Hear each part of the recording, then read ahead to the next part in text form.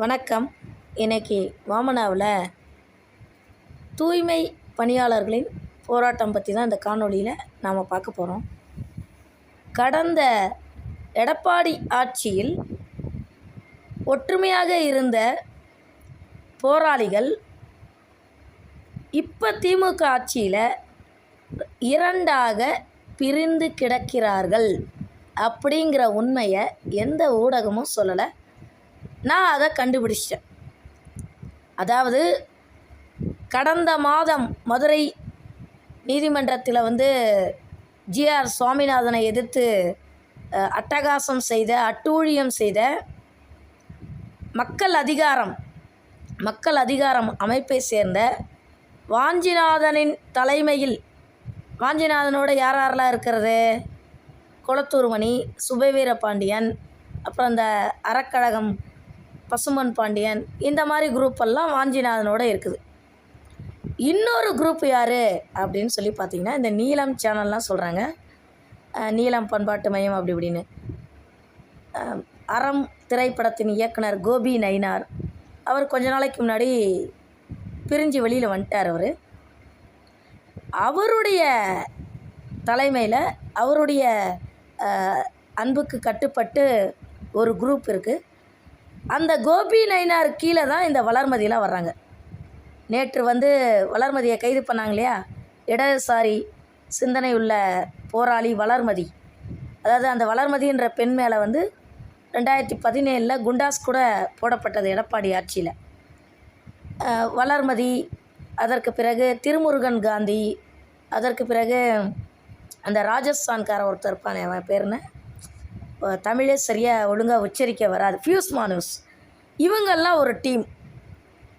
இப்படி கடந்த எடப்பாடி ஆட்சியில் ஒற்றுமையாக இருந்தவங்கெல்லாம் இப்போ திமுக ஆட்சியில் வர்ற சட்டமன்ற தேர்தல் நெருங்கிறதுக்குள்ள இரண்டு பிரிவாக பிரிந்து கிடக்கிறார்கள். சரி, இதெல்லாம் எனக்கு ஒரு பெரிய ஆச்சரியமே கிடையாதுங்க. நேற்று நிலவு மொழி அப்படின்னு ஒரு பொண்ணு வளர்மதியோட போராட்டத்தில் கலந்துக்குச்சு. வளர்மதி பொதுவாக நிறைய போராட்டத்தில் கடந்த ஆட்சியில் கலந்துருக்காங்க. அது ஒரு பெரிய விஷயமே கிடையாது. கடந்த ஆட்சியில் அந்த பொண்ணு மாணவியாக இருக்கும்போது விகடன் விருதில் பார்த்திங்கன்னா ஸ்டாலின் உட்காந்து பார்க்குறாரு. அப்போ கோபி நயினார், பாலபாரதி இவங்க கையால் வளர்மதி விருது வாங்குகிறாங்க. அந்த நிகழ்ச்சி தொகுப்பாளர் யார் அப்படின்னு சொல்லி பார்த்திங்கன்னா ராஜவேல் நாகராஜன். பேசு தமிழா பேசு ராஜவேல் நாகராஜன் தான் நிகழ்ச்சி தொகுப்பாளராக இருந்திருக்கார். அவர் பயங்கரமான ஒரு கமர்ஷியல் மைண்டட் பர்சன். யார்? ராஜவேல் நாகராஜன். ஆனால் இந்த நிலவு மொழி அப்படின்ற பெண்மணி யார்? எனக்கு கை உடஞ்சிச்சின்னு சொல்லிட்டு இருந்துச்சு இல்லையா, அந்த பொண்ணு யார் அப்படின்னு சொல்லி பார்த்தீங்கன்னா, அந்த பொண்ணு அநேகமாக சவுக்கு சங்கரோட முதல் மனைவி அப்படின்னு சொல்லப்படுது. ஒருவேளை நான் தவறாக சொல்லியிருந்தால் கமெண்ட்டில் சொல்லுங்கள். ஏன்னா நான் நேற்றுலேருந்து இதை யோசிச்சுட்ருக்கிறேன். அந்த ஃபோட்டோஸ்லாம் வச்சு சரி பார்த்தேன், நெட்டில் போய் பார்த்தேன். எனக்கு தெரிஞ்சு முகம் ஒரே மாதிரி தான் இருக்குது. சவுக்கோட அந்த முதல் மனைவியோட முகமும் நேற்று போராட்டம் செய்த அந்த பெண்ணோட முகமும் ஒரே மாதிரி தான் இருக்குது.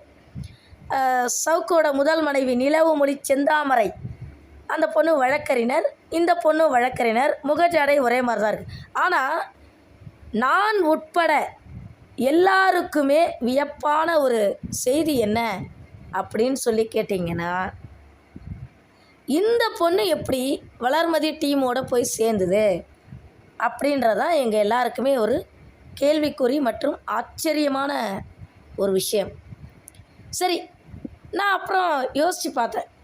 ஒருவேளை சமீப காலத்தில் சவுக்கு சங்கரோட வீட்டில் தூய்மை பணியாளர்கள் சாக்கடை தண்ணியை ஊற்றுனாங்க. ஞாபகம் இருக்கா உங்களுக்கு?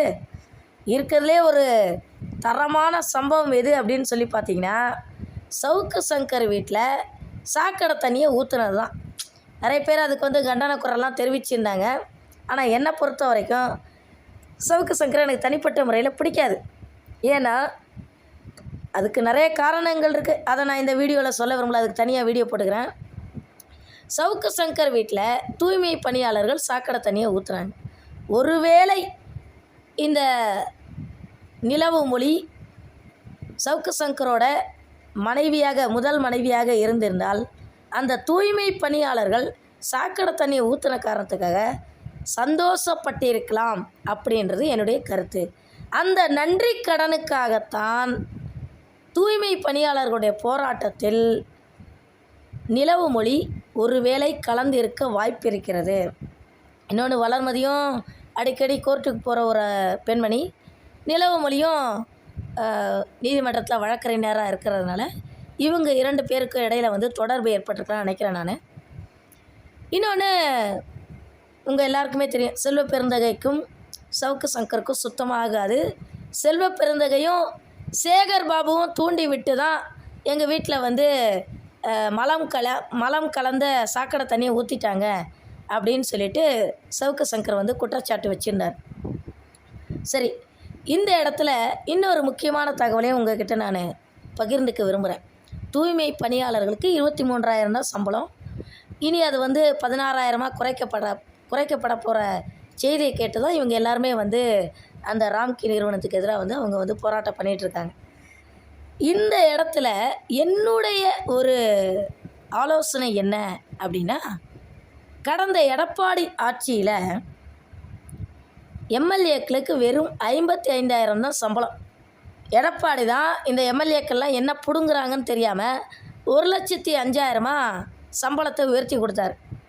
அதுக்கு ஸ்டாலின் பெருசாக கடுமையாக எதிர்ப்பு தெரிவிக்கல.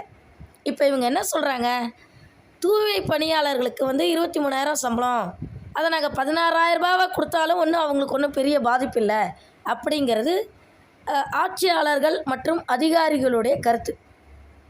இந்த இடத்துல என்னுடைய கருத்து என்னென்னா, எம்எல்ஏக்களுக்கெல்லாம் 55,000 சம்பளன்றதே பெரிய விஷயம். அவங்களுக்கு வெறும் 10,000 சம்பளத்தை குறைச்சிருங்க. அப்புறம் இந்த அதிகாரிகள்லாம் இருப்பாங்களே, ஜோனல் ஆஃபீஸர், அப்புறம் இந்த ஏஇ, இவங்கெல்லாம் பூரா திருட்டு பயலுக. அதுலேயும் இருக்கிறதுலே இந்த அம்பத்தூரில் இருக்கக்கூடிய அந்த அம்பத்தூர் மண்டலம் இருக்குது பார்த்தீங்களா, நம்பர் 7, அதில் நடக்கிற மாதிரி ஒரு பகல் கொள்ளை வேறு எங்கேயுமே கிடையாதுங்க. முழுக்க ஊழல் ஊழல் ஊழல்னால் அது அம்பத்தூர் மண்டலம்தான். அத்தனை அதிகாரிகளும் ஊழல் கரை படிந்தவர்கள். குப்பை தொட்டியில் இருந்து ப்ளீச்சிங் பவுடர்லேருந்து எல்லாத்துலேயுமே இந்த அம்பத்தூரில் நடக்கிற மாதிரி ஒரு அட்டகாசம் வேறு எங்கேயுமே நடக்கிறதில்ல. அம்பத்தூர் மண்டலத்தை எதிர்த்து போராட்டம் செய்தால் கண்டிப்பாக எனக்கு அழைப்பு கொடுங்க. நிச்சயமாக நான் அந்த போராட்டத்தை பங்கெடுத்துக்கிறேன். கொள்கை ரீதியாக நீங்களும் நானும் வேறுபட்டு இருந்தாலும் அம்பத்தூர் மண்டலத்தை எதிர்த்து நீங்கள் போராட்டம் பண்ணிங்கன்னா கண்டிப்பாக நான் அதில் கலந்துப்பேன். சரி, இப்போ விஷயத்துக்கு வருவோம். இந்த ஜோனல் ஆஃபீஸர், ஏஇ, இவங்களுடைய சம்பளத்தை எல்லாம் குறைச்சிருங்க. அவங்களுக்குலாம் அவ்வளோ சம்பளம் தேவையில்லை. ஏன்னா அவங்களாம் பகல் கொள்ளை பயங்கரமாக அடிக்கிறாங்க, எல்லாத்துலேயும் ஊழல் பண்ணுறாங்க.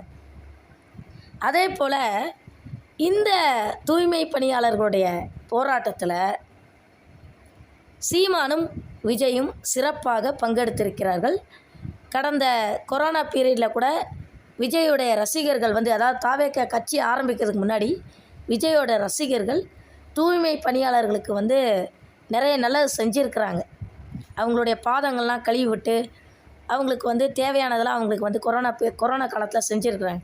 அதே போல் சீமானும் பார்த்திங்கன்னா தூய்மை பணியாளர்களுக்காக களத்தில் நின்னார், தொடர்ந்து ஆதரவு கொடுத்துட்டு இருந்தார்.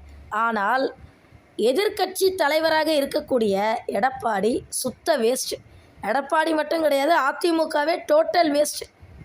இதே ஸ்டாலின் மட்டும் எதிர்க்கட்சி தலைவராக இருந்தால் இந்த போராட்டத்தை எப்படி கையில் எடுத்திருப்பார் தெரியுமா? இதை பயன்படுத்திக்கக்கூடிய அந்த திறமையை எடப்பாடி பழனிசாமிக்கு சுத்தமாக கிடையாது. அதனால் தயவு செய்து ஓட்டு போடுறதா இருந்தால் சீமானுக்கு ஓட்டு போடுங்க, அல்லது விஜய்க்கு ஓட்டு போடுங்க, அல்லது யாராவது சுயேட்சைக்கு ஓட்டு போடுங்க. தயவு செய்து எடப்பாடி பழனிசாமிக்கு ஓட்டு போட்டு மிகப்பெரிய முட்டாள்தனத்தை பண்ணிடாதீங்க. ஸ்டாலினை விட மோசமான ஆள், துப்புக்கட்ட ஆள் யார் அப்படின்னு சொல்லி கேட்டிங்கன்னா எடப்பாடி பழனிசாமி தான். அதே போல் 2 அடிமைகள், யார் அது? குமரகுருபரன், அதுக்கு பிறகு ராதாகிருஷ்ணன். இந்த ராதாகிருஷ்ணன் மாதிரி ஒரு அடிமையை நீங்கள் பார்க்கவே முடியாது. முன்னாள் கமிஷனர் ராதாகிருஷ்ணன் மற்றும் தற்போதைய கமிஷனர் குமரகுருபரன், இவங்க 2 பேருமே திமுகவோட கொத்தடிமைகள்.